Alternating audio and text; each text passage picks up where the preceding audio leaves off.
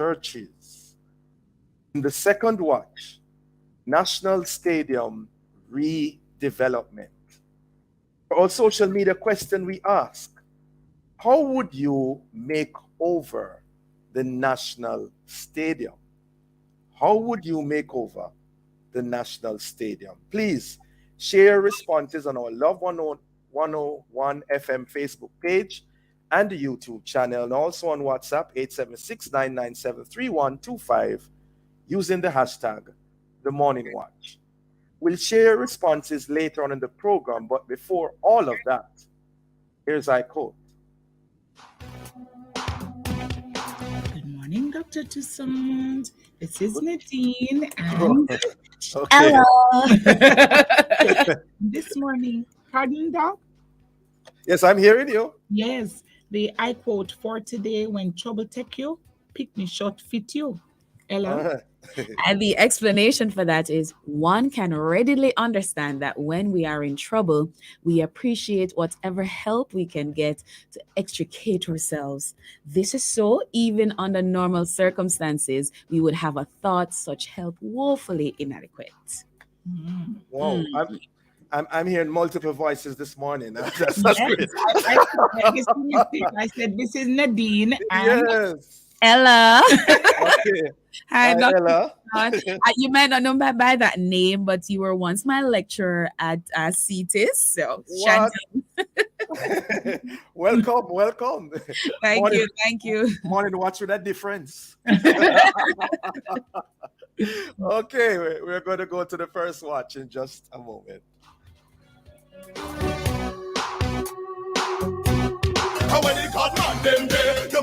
Hey man, it's National Suicide Prevention Month, and the program designed for men, hosted by men with guests who are men, will explore the things you need to know about men and suicide. What are the emotional signs of suicide? Are they different from that of a woman? Why do men commit suicide more than women? And are our men more depressed than our women? So be sure to join the mailbox this Wednesday, September 14 at 5:30 p.m. with host Courtney Morrison and the suicide expert Donovan Thomas, CEO at Choose Life International, as they discuss the silent crisis, men and suicide. The mailbox is sponsored by Switch Company Limited, your electrical, solar, and lighting people. The mailbox happens every Wednesday at 5:30 p.m. right here on Love 101, the family station.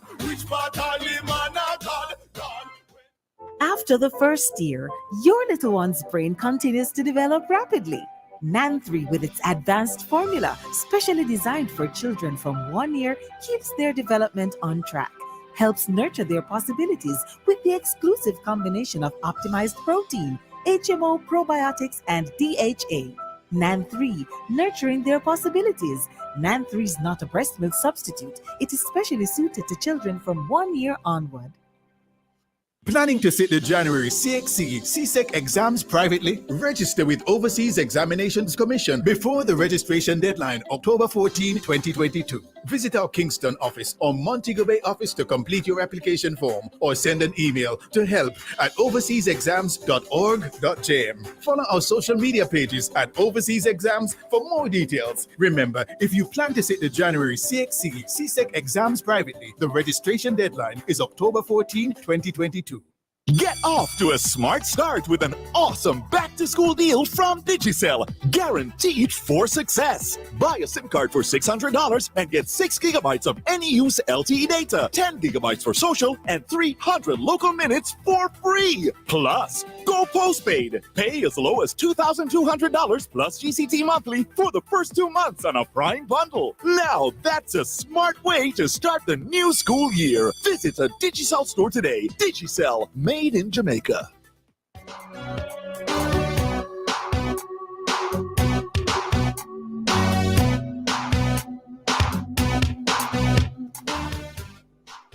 Welcome back to the Morning Watch. Thanks for staying with us. I'm your host, Dylan Toussaint. Now, Jamaica's faith-based community is the latest group that will benefit from a restorative justice program initiated by the Ministry of Justice. Now, signatures were set to this partnership on September 6, 2022. This morning, we want to find out about this particular partnership. And in so doing, we have online Archbishop Kenneth Richards, Roman Catholic Archbishop of Kingston and the chairman of the Jamaica Umbrella Group of Churches, and Miss Sasha Ebanks, Acting Restorative Justice Coordinator in the Ministry of Justice. Good morning to you both. Good morning. Good morning. Great. Good to have you both with us this morning. All right, let me begin with you, Miss Ebanks. What really is restorative justice, and what is the rationale for a partnership between the Ministry of Justice and the churches? Thank you, Dr. Toussaint. Allow me to greet your listeners, to greet Dr. Blair, Ella, and His Grace, Reverend Kenneth Richards. Yes. Also, allow me also just to give kind regards on behalf of the Ministry of Justice, our Honorable Minister Delroy Chuck, Minister of Justice, and our Permanent Secretary, Mrs. Grace Ann Stewart McFarlane. This is indeed a momentous occasion, a historic signing between ourselves and the churches. What would have led us to come to this place really is a long-standing history between ourselves and the church in partnership and collaboration, recognizing that we have mutual interests around the matters of peace, matters of strengthening relationships, and matters of repairing harm. The church has participated in the restorative justice program from its inception. They would have allowed us to utilize their facilities to conduct our conflict resolution sessions. They participate in the restorative justice process as community representatives, helping to be that voice of justice. And so it is only, critical now that as our nation is faced with strained relationships, as our nation is faced with high levels of crime, that we enter in this partnership with our churches. The partnership will focus around the training, further capacity building of our congregants around the island, as well as our church leaders in areas and tools of restorative practices. Yes. Archbishop Richards, can you remind us of the church groups that constitute your organization and the main reasons for them getting on board with this initiative? So I'm the chairman of the president rather of the Jamaica Council of Churches, which have the mainline churches: Anglican, Baptist, Methodist, Zion, Methodist, the Salvation Army, United Church. I think I've covered both of them. But then also the Jamaica Umbrella Group of Churches, which include the Seventh-day Adventists, the independent churches, New Testament churches, and quite a few others. And so the invitation for the partnership is to allow for expand and outreach of the restorative justice program, which is integral with respect to building relationships, healing relationships, resolving conflict, etc. And because the church is so strategically placed in the communities, in all our communities, then I think the minister and we can see that indeed for greater reach to the local communities where such a program would be most helpful, then this partnership is an imperative and needed. Who really took the initiative, Archbishop Richards? Was it the MOJ or was it your organization? No, it was the Ministry of Justice who reached out to us. Although, as Sasha mentioned, that the church has been involved with restorative programs before. Right. I participated in a training myself earlier, a couple of years ago. But also, when I came back to Jamaica as Archbishop of Kingston, there was a very vibrant program that the church Catholic Church had with respect to restorative justice that was funded by an overseas agency, Catholic Relief Services. And it was primarily in our schools. We did a very effective program out at Holy Rosary on Winwood Road and at church school communities in that vicinity. And also it was a great impact on the parents of the students who attend the school. Mr. Banks, give us an idea of the expected outcome of this partnership, and if you would, could you flesh out for us how the training will be conducted? Give us an idea of what can be expected going forward with the training. Thank you, Dr. Toussaint. With your indulgence, I want to just share, as Reverend Richards just mentioned, around trainings being done in the church and in the schools. We also are in an MOU with the Ministry of Education around restorative practices as well, and we would have successfully trained 81 schools. Some over 2,300 participants would have benefited from a similar MOU and from similar trainings. What can one expect from the trainings? Well, the training really starts with self. The training hopes to help the learner, the participant, to come to an appreciation of their practice, an appreciation of their style of leadership, their style of engagement, how they relate one with the other. And so an examination of self, am I operating from a place of dominance? Am I permissive? Am I neglectful? How do I operate?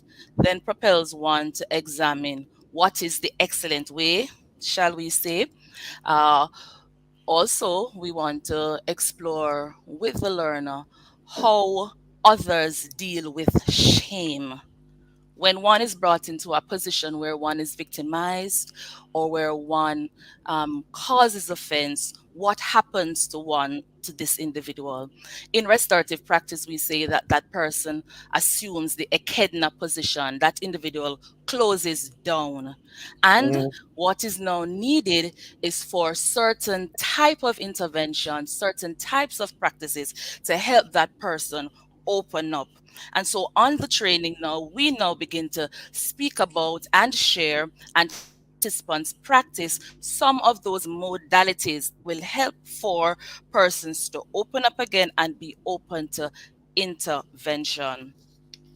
In terms now of how we will pivot between ourselves and the churches, is that where you want me to go after this? Yes. Go ahead. Right. Go ahead. So what we will do, the ministry will provide a qualified trainer to execute these trainings. We'll provide the training material, so far as a package for the training, the literature that is necessary for exposure into restorative practices, its framework, its concepts.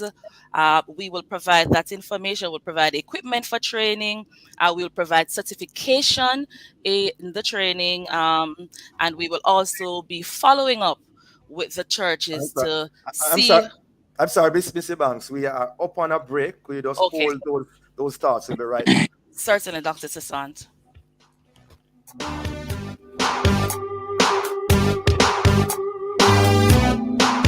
Get better coverage for yourself and your family as low as $800 a month. The time by JN Life Vest from JN Life Insurance is 7:15.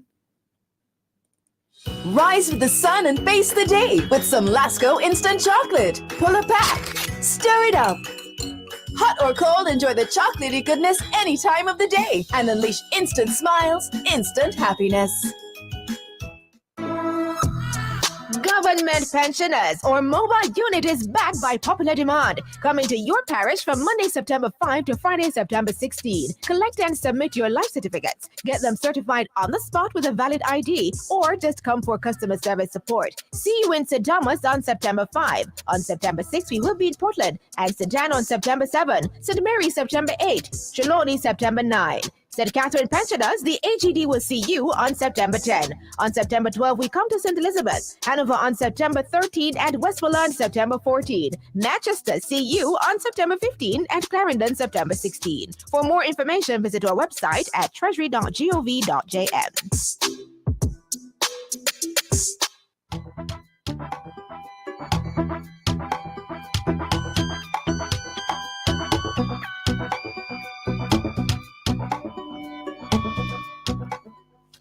Welcome back to the Morning Watch. Thanks for staying with us. I'm your host, Dylan Toussaint. And in this, the first watch, we are looking on restorative justice in terms of a partnership between the Ministry of Justice and the churches. And in so doing, we have online Miss Sasha Ebanks, Acting Restorative Justice Coordinator in the Ministry of Justice, and Archbishop Kenneth Richards, Archbishop of Kingston, and Chairman of the Jamaica Umbrella Group of Churches. Welcome back to you both. Thanks for rejoining us. Missy Banks, before the break, you were telling us about the modus operandi of the program. Yes, Dr. Toussaint. So I was following up and closing off with an advice to the nation that not only will we be training the participants, congregants, church leaders, but we will be following up with them just as a hand-holding mechanism to ensure that the interventions that the churches will do afterwards are guided and supported by the Ministry of Justice. What we ask from the churches, one, is to identify a minimum of 20 participants, congregants, church leaders that can benefit from the training.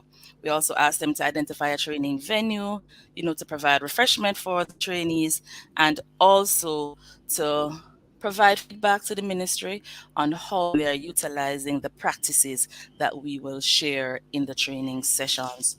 What the training enables one of the members to do, it enables them to conduct preventative conflict resolution interventions. It enables them to host connection circles, small impromptu meeting, restorative conversations, all in a bid to repair harm, to build and strengthen relationships, and to help our nation come to a place of healing, which we so desperately need at this time.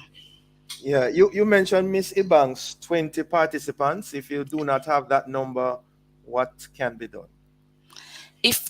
Well, we're flexible, and so we will dialogue with the churches around that to see how we can help them through perhaps our community network in increasing their numbers. But we're really serious about this partnership, and so perhaps we can explore maybe joint training with other churches that are close by, other modalities just to get you up to the number, because we will be doing the circle simulations, and so we will need the number of persons to interact to make the learning experience fruitful. And if a venue and refreshments are not available? Well, we will need to identify a space to conduct the trainings. And as I mentioned earlier, the churches themselves currently are partnering with us around finding spaces for us to conduct the restorative justice sessions that we do now have. So identification of a venue will be achieved. Refreshment now. How long is the training? The trainings are 2 days and 6 hours per day. Okay. All right. And just to say as well, we have been scheduling our trainings, and although ideally we prefer 2 consecutive days, it does not have to be in that fashion. We're able to accommodate alternate Saturdays, alternate Sundays, alternate days, just to facilitate our customers. So speak with us, and we will help you navigate how you can have your trainings executed. Those who are interested in joining the MOU between the churches and ourselves can reach us on 888-JUSTICE. That's 888-587-8423. Okay. Archbishop Richards, you have been in the ministry for a number of years, seasoned experience. What are some of the challenges you foresee, even though this is such a wonderful initiative going forward, in terms of the execution of the plans after the training has been done? Yeah, one of the realities that we have to give consideration to is the environmental impact that on persons that give rise to conflict, because if persons have a environment where they have a peace of mind, as persons that in a socio-economic position where they are able to provide for their family and for survival in terms of making provision for food, education of their children, etc. The lack of education, because sometimes anger and explosive situations occur because people are not able to articulate. So education is important. So where there's a lack of education, where there's a lack of infrastructure development, you might do restorative justice programs and persons might be able to resolve, but then they might regress again back to such conflict. And one of the practitioners, that works in the inner city, explains that that's one of the challenges that they have, because if you look at the demographic of where that would be targeting with respect to trying to resolve conflict on a social level, and even with respect to domestic, the most of these persons live in very inhuman, to put it in that way, condition, that just cause a disturb of mind. And so the littlest thing, is argument, harsh words, etc. So accompanying the restorative justice program, especially for the deprived communities, underdeveloped communities, something has to be done to ensure that the environment, the social environment, the physical environment becomes conducive on a long-term basis to contribute to the effects of restorative justice. It will be effective in uptown middle-class communities where persons have a good job reasonably and survive. But in terms of an environment that is dilapidated, just inhuman conditions, and it's going to be very challenging for the sustainability and effectiveness of the restorative justice program. How do the churches under your organization plan to address these concerns and challenges? Because I think you have wonderfully articulated them: education, social, infrastructural, and so on concerns. How will the churches address these? Well, I mean, it goes to the governmental level with respect to, first of all, I think minimum wage, for argument's sake, is it's not just it's insufficient for a family to survive. $10,000 a week is just enough for one person for bus fare and maybe lunch. And then if you have a family of two or more, then that becomes difficult. So I mean, the government and the private sector need to look at salaries, because there has to be an improvement in that. We can see the effect that is having with respect to the flight of our professionals looking for better income, for survival and provision for their families. So salaries are going to need to be improved, and then general social infrastructure, road conditions, sewage, garbage collections, and so we can advocate on a local level to members of Parliament with respect to the responsibility that they have to take on this challenge and to make the necessary remedial actions for us to provide the environment for persons' survival and good living conditions. And so that becomes very challenging, because we hear the government speaking of the inability with respect to the budget that they have to take care of certain things. Of course, one of the advocacy that we are advocating with respect to education, that especially with respect to early childhood, because too many of our children pass on from primary school into the secondary school not able to read. I mean, we heard at a meeting recently the statistics of a cohort of 40 students entering this school, secondary school this year, and only 25 of them were able to read and enumerate at the level of grade 7. And a great challenge. And some of them are even pre-primary level. And so that is why, the children, the school environment becomes very contentious, because if a person is not able to read and reason, then they cannot participate in the learning process sufficiently. And so one of the advocacy that we are making is that, early childhood education is going to be most important to give people, our children, the platform, to go up the level. And then we also want to advocate that we cannot have this automatic upgrade of our student from one class to another when they have not sufficiently passed and achieved at the lower level.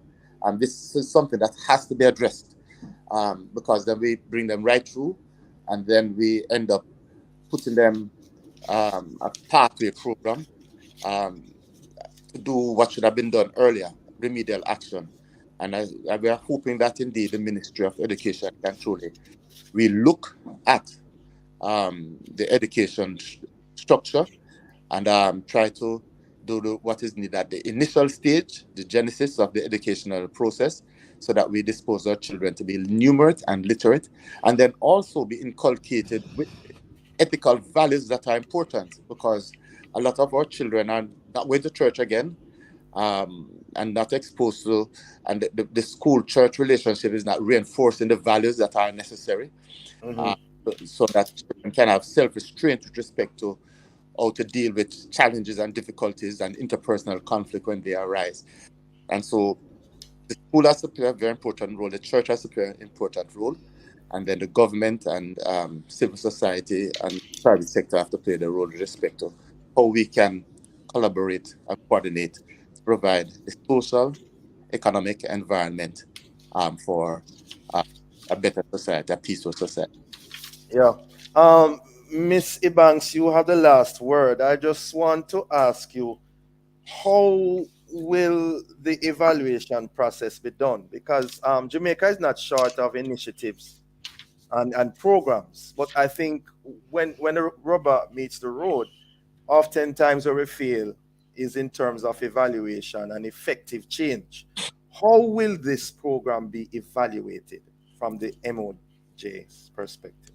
Okay, thank you for asking that very important question, Dr. Toussaint.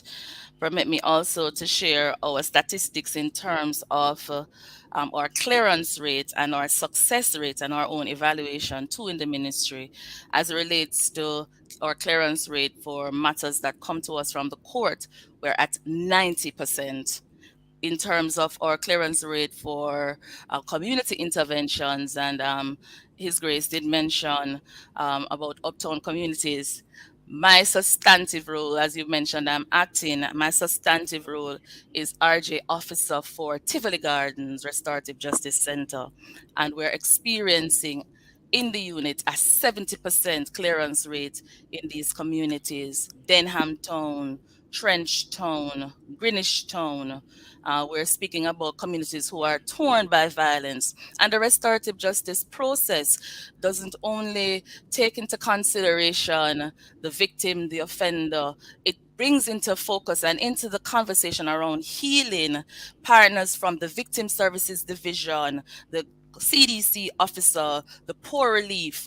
It takes into consideration and into the conversation youth empowerment officers, pastors, justices of the peace, teachers, all the necessary stakeholders that are important to help build the emotional lexicon of the students. How will it be? Yes, we are totally out of time.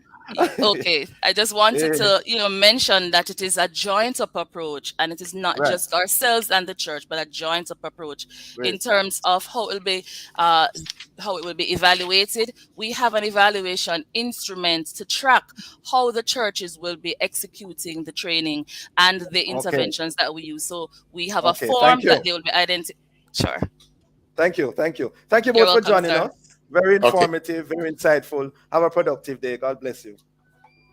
Listeners, the Morning Watch will return in just a moment.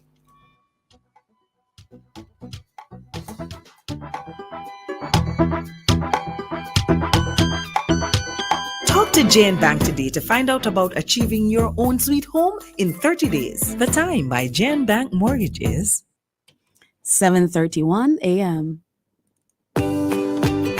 From generation to generation, Jamaicans have depended on Jane Bank to make the pride and joy of providing a safe place for their families possible. Now, with no processing fees and no down payment mortgage options, you can open the door to your own sweet home, a legacy to hand to your next generation.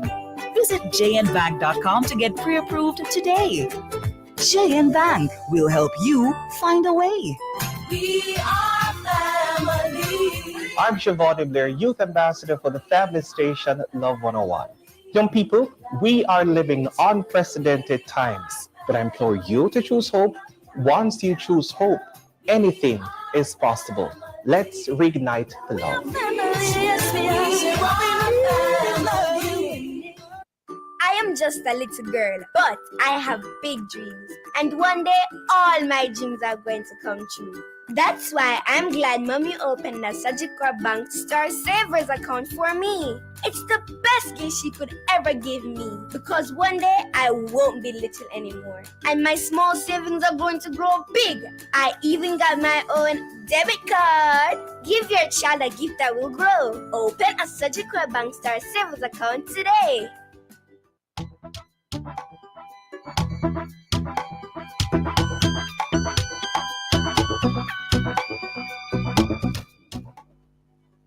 Welcome back to the Morning Watch. Thanks for staying with us. I'm your host, Dylan Toussaint. Let's now look at the newspapers to see what Jamaicans and others are saying and doing in the Gleaner. Leaders avoid victory dance in Ukraine, combat advances. Also, rocky move. Questions raised over legality of Meade's pick as cabinet secretary. In the Observer, polls apart. Two government legislators argue strongly on both sides of school dress code issue. Also in the Observer, government names 3 contributors to Johnson Smith's campaign. In the Loop News, again, the role of cabinet secretary in Jamaica explained. And we see in terms of what's going on in England, in the UK, crowds gather in London to see Queen's coffin procession. Coffin, that word, that is used in England still instead of what we use here most of the time in terms of casket. Anyway, those are some of the major stories in our newspapers. Coming up next, we read some of the feedback from our social media question. How would you make over the National Stadium? Please leave a comment on our Facebook page and YouTube channel, Love 101 FM Jamaica, or WhatsApp 876-997-3125. Soon come back.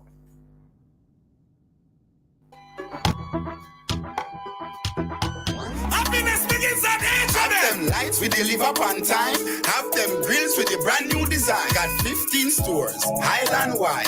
Got online, got Regency blinds. Got them zinc and the patio swings open every day. Boss at the hardware things everybody sing. Call us at 876-618-0829. WhatsApp us at 876-308-0165. Visit us online at hardwareandlumber.com or come in to any of our stores island-wide. Hey, me count, you count. Census say all of we come. Hey, you count, me count. Census say all of we come. We are gonna start from east. Hey, then we reach our west. Hey, the process easy. Yo, please don't just start your song. Census 2022. The Jamaican census will be conducted between September and December 2022. You count, me count. Well, if you want buy appliances for your home with the quality high and the price low, get it on a Bashco. Get it on a Bashco.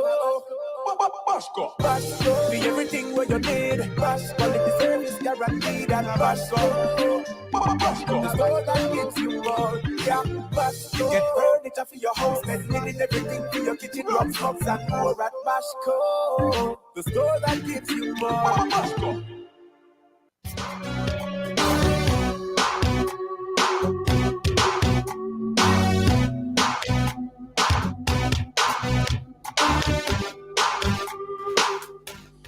Welcome back to the Morning Watch. Thanks for staying with us. I'm your host, Dylan Toussaint. Let's now join Ella for a look at how our Facebook, YouTube, and WhatsApp friends answer today's question.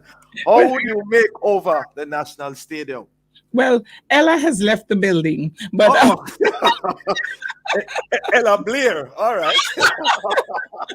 well, on WhatsApp, Joan says making over the National Stadium should be done with pride and dignity. Reasonably accommodations for the disabled with wheelchairs, those who are challenged. Without wheelchairs, bathrooms accessible. Police post. She's going all out. She's really going all out. Let me see now. Nothing on that Facebook page. Anything else on the Nether one? Okay, I have a few more comments here. One more. Let me see. It's coming from Sister Petrona from our. Good morning, Sister Deji. Okay, no. All right, I think that's it for now. Okay, all right. Thank you very much, Dr. Blair. All right, Jamaica is expected to spend $76 million in the redevelopment of the National Stadium. It was built in 1962, the year of our independence, 60 years ago. And so, unsurprisingly, it no longer meets international standards. The upgrade is therefore necessary if we want to maintain the high standards Jamaica is known for in athletics. So what are the proposed developments and what do our sport experts think about it all? Well, to share with us their thoughts on the matter, we have joining us Miss Shoshana McGowan, sports analyst and marketing administrator, and Mr. Hubert Lawrence, track and field analyst. Good morning to you both. So far, we have Shoshana on. I'm not getting through to Hubert Lawrence. So, sir, if you're listening, we're trying to reach you. Over to you, Dr. Toussaint. Thank you. Miss McGowan, welcome to the Morning Watch. Good morning. Thank you so much for having me. Yes, thanks for joining us. We're hoping to be joined by Hubert Lawrence shortly. Well, let's hit the ground running. What is your understanding, Miss McGowan, of the nature of the redevelopment of the stadium, and what are your initial thoughts in that regard? I mean, it's long overdue regarding the development of the National Stadium, and I think the IPL manager stated very well. When the stadium was built, and a lot of the facilities that they are short of, is quite understandable, because during that time, so many things were not required when you had a national stadium, and that also includes having doping facilities. That wasn't an initial requisite back then. So, and having more facilities, restroom facilities, sorting out a media area as well, the velodrome that has outgrown regarding the cycle track. So it's long overdue, and hopefully it can be done in short order. Yeah. All right, Hubert is on now. Okay. All right, Mr. Lawrence, welcome. Morning. Yeah, good to have you as well. What's your take on that? What's your understanding of the nature of the redevelopment of the stadium and your initial thoughts? It's ironic. I went to a presentation at the end of Mike Fennell's term in office as JOA president, which would have been 2016, I think it was, which had a lovely presentation by the architect of the stadium's redevelopment. That's 2016. The issue was funding, how to get funding to do it. There was widespread agreement that it needed to be done. The plans were brilliant. They were going to cover what we now know as the bleachers in the way the grandstand was covered. They were going to do a mezzanine for concessions all around, just like we have in the grandstand, and it was going to be really great. But the issue was funding. Now, to hear that the project is just about ready to go is brilliant, because when you think about this year's news at Carifta, where Sebastian Coe, president of World Athletics, says that Jamaica wouldn't be able to hold world events in that stadium. When you hear with football, pretty often the stadium is a sticking point in the JFF getting to have games in Jamaica. That stadium, brilliantly built, well thought out, in 1962, 60 years ago it was opened, with George Carr winning gold in the CSC games at 400 record time.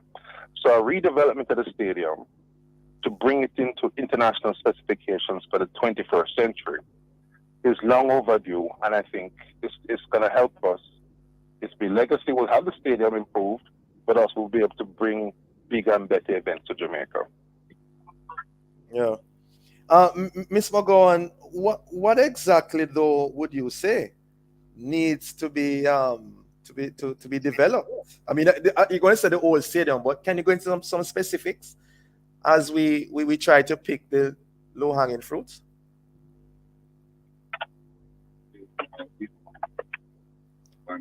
Ms. McGowan? Yes, I think that based on what I heard or saw, from the interview, like I said, it's more so they spoke about the track that was resurfaced recently, and the cost of that was, I think, in the region of 60 or to 70 million US dollars. So I like I said, the seating capacity they said will move from 30,000 down to 40,000. Fans will become even closer to the track, so they'll be removing the cycle track. So like I said, the development and stuff based on what we have heard so far, and I think Hubert had said it best. It is long overdue, and we are hoping that it can get going in short order, because we know having a developed stadium, including a doping facility, which is very much needed in order for you to host major championships, that will really help sports in Jamaica and the brand of track and field. Mr. Lawrence, your take on that? Anything you'd like to add to that? Cycle track and seating, anything else? Yeah, good morning, Trish. Good morning, Mr. Lawrence. Trish has it dead on target. It's a stumbling block in between Jamaica bringing to the island big events. The cycle track was regulation for cycling when it was built back in 1962. Remember now, back then Jamaica was heading for independence when they started to build the stadium.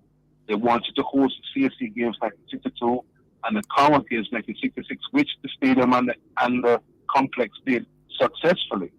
But that's 1962 and 1966. And so the regulations for what the stadium should provide are different now. Mr. Lawrence, could you just stick a pin right there? We're up on a break. We'll be right back.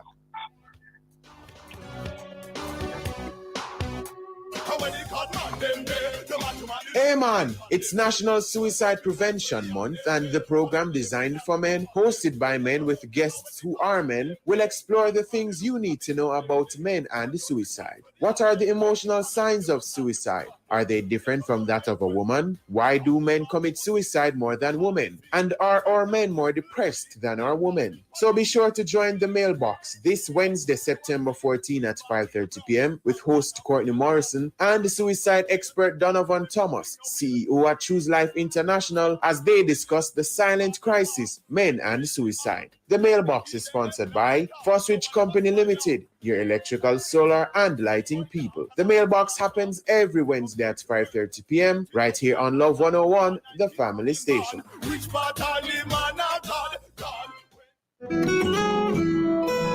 The book of Acts does much more than just chronicle the early days of the church. It reveals the outpouring of the Holy Spirit and the power he brings to the believer even today. Meet the first leaders and the early martyrs, and witness the struggles and the triumphs of God's people on the move, taking the good news of Jesus Christ to the world. Join Bible teacher Woodrow Kroll as he takes an extended look at the book of Acts in a study entitled Recovering the Power of the First Century Church. Monday, September 5 through to Friday, October 14 on Back to the Bible, weekday afternoons at 12:30, right here on Love 101 FM, the family station.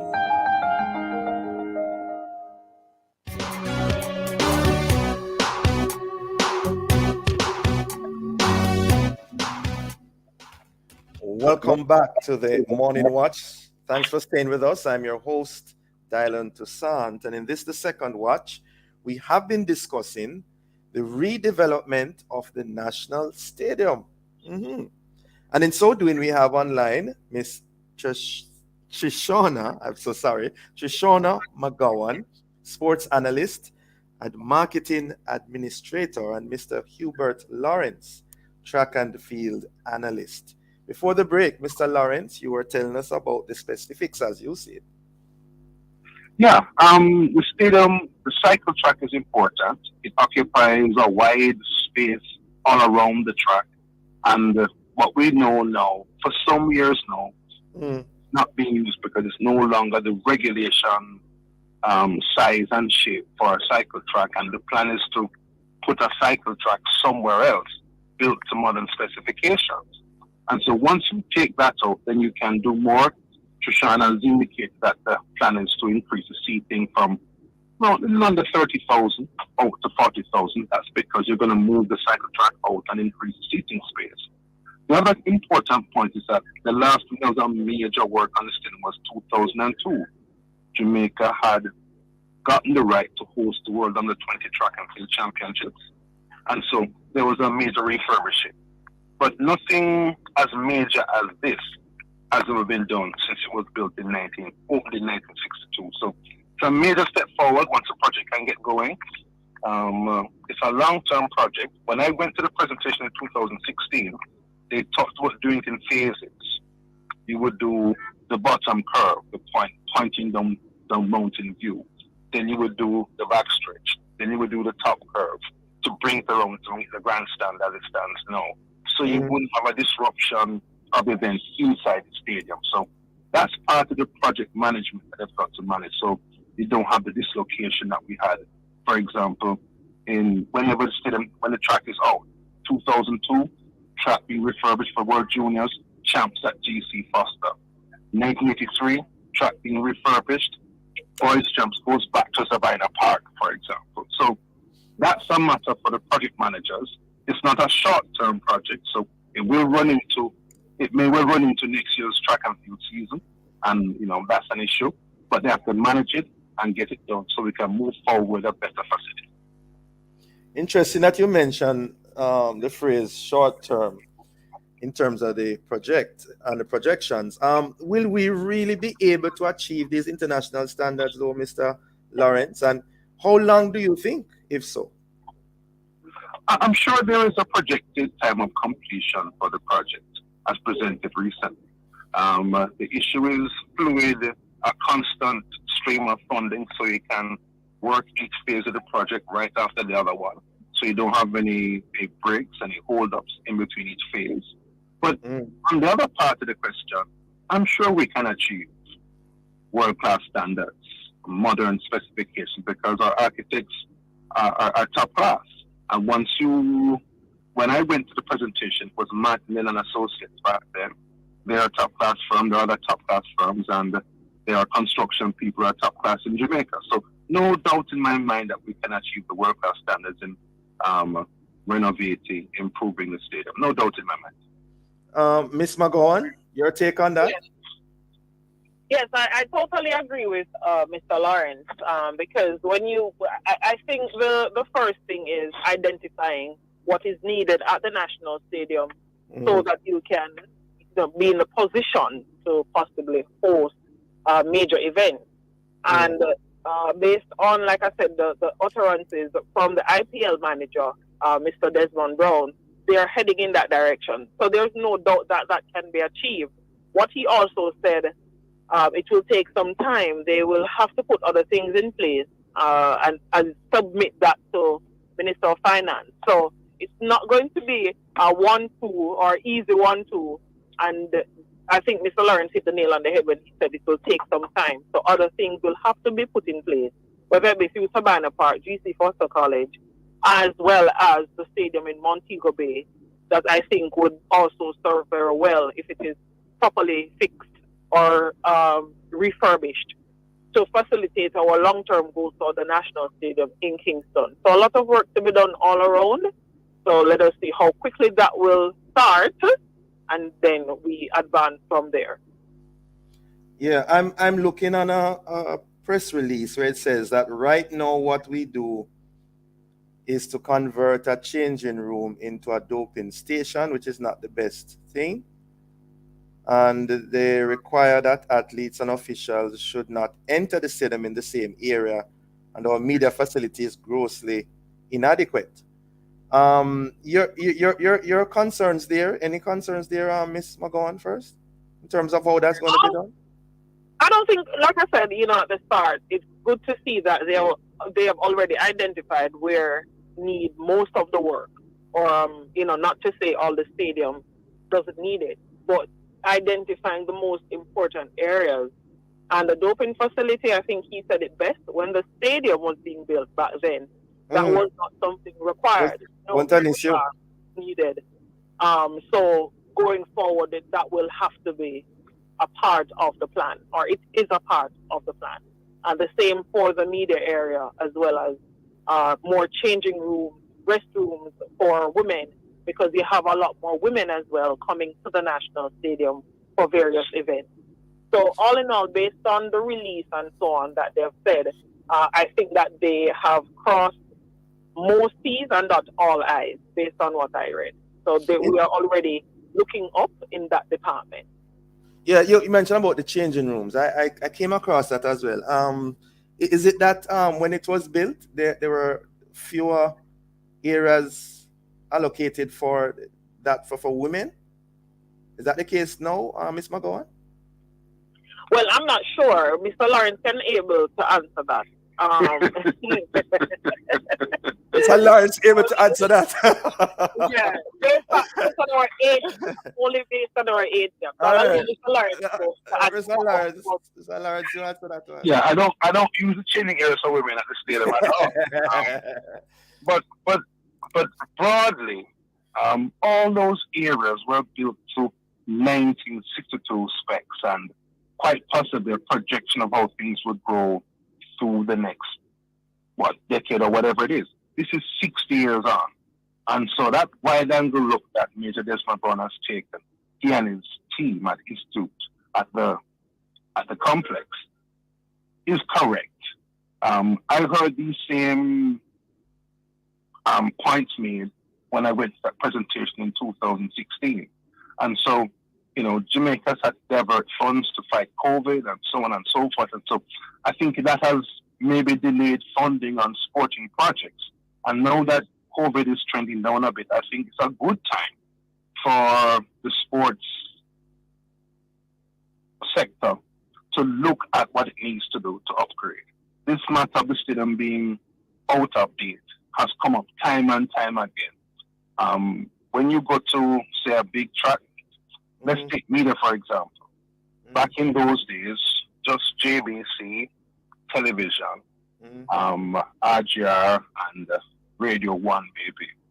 But now, there are maybe 30 or so radio stations. And so when you have coverage of a local meet with some international reporters coming, it is quite jammed out there. When you think of the booths back there where people are doing commentary from, it's a real logjam to get into them because there are many people who need them, and some of the people need them are sometimes outside on that open area where it's harder to come into because you're fighting against what we call ambient sound. The matter of changing rules for the teams are bigger. Football used to have just 11 players with one substitute back when Stadium was built in 1962. Now, when you look at a football game, you see 22 players out there, and the coach is able to deploy in Jamaican football now 5 substitutes at schoolboy level. So every aspect of the stadium, designed brilliantly for 1962, has now been caught up and outstripped by the demands of the 21st century. So I think Major Brown is on the right track with what he suggests and proposes. And we can only hope that whether it is local businesses or international funds will come to him, come to the stadium, come to Jamaica to help us build up that fantastic structure. It's a fantastic building. Its basic construction concepts seem, I'm not a construction person, but seem very, very sound. It's been very strong and sturdy all these years. But an upgrade is needed. Is needed. Okay. Well, in 1 minute each, beginning with you, Ms. McGowan, what's your response to those who may argue that this $76 million will be better spent purchasing dialysis machines, increasing the salaries of healthcare professionals, the security forces, and the teachers? What I would say is the first thing, I'm a huge fan of Edmund Bartlett. I think that I love his stance on his ministry, and others are free to say whatever it is that they choose to. So the Minister of Tourism, among others, took $12 million to make a Negro sign, and how much to do the one for Montego Bay. Each ministry has their purpose, and each ministry as well sometimes do need assistance at how you're going to function. So I think that sports is no different. We need upgrade in order for our athletes to keep excelling. We love to celebrate their success, so we have to aid in that as well. I also will say that but there are concerns about those signs, though, Ms. McGowan. There are concerns about those signs. There are people who are saying that is money not well spent. That point exactly, but it is spent regardless. No, I'm saying with sports, we see the success of our athletes.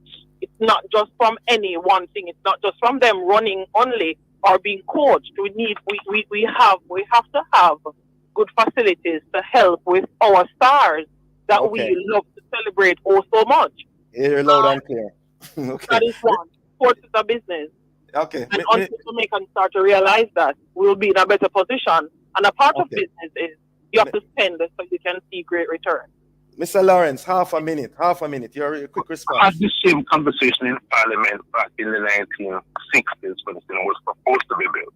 The marriage between building a stadium for sport and looking after social services and infrastructure in the country.